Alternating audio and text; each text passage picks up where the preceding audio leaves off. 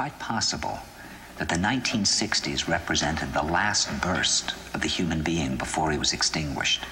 And that this is the beginning of the rest of the future now, and that from now on there'll simply be all these robots walking around, feeling nothing, thinking nothing.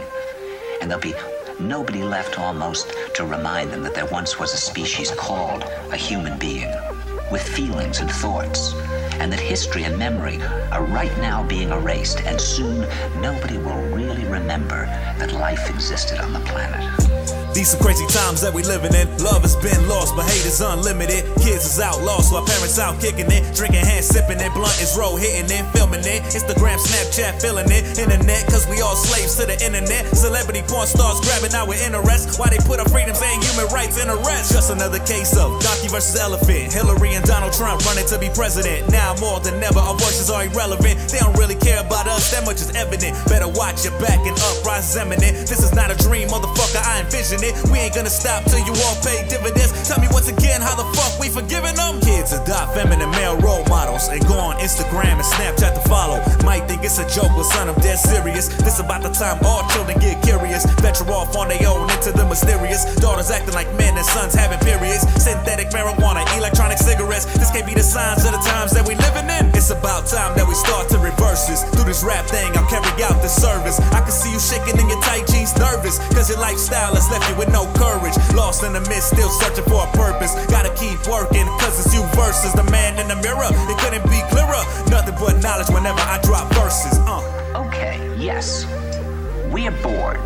We're all bored now. But has it ever occurred to you, Wally, that the process that creates this boredom that we see in the world now may very well be a self-perpetuating, unconscious form of brainwashing created by a world totalitarian government based on money, and that all of this is much more dangerous than one thinks, and it's not just a question of individual survival, Wally, but that somebody who's bored is asleep, and somebody who's asleep will not say no? See, I keep meeting these people. I mean, just a few days ago, I met this man whom I greatly admired. He always travels with a backpack because he never knows where he's going to be tomorrow. And he told me that he no longer watches television, he doesn't read newspapers, and he doesn't read magazines. He's completely cut them out of his life because he really does feel that we're living in some kind of Orwellian nightmare now, and that everything that you hear now contributes to turning you into a robot. And he said, why do you think they don't leave? I gave him different banal theories. He said, oh, I don't think it's that way at all.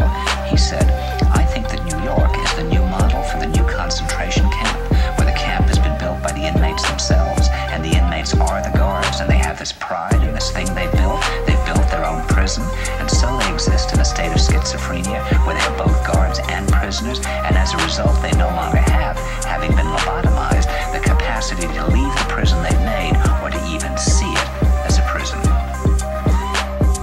And then he said, escape before it's too late.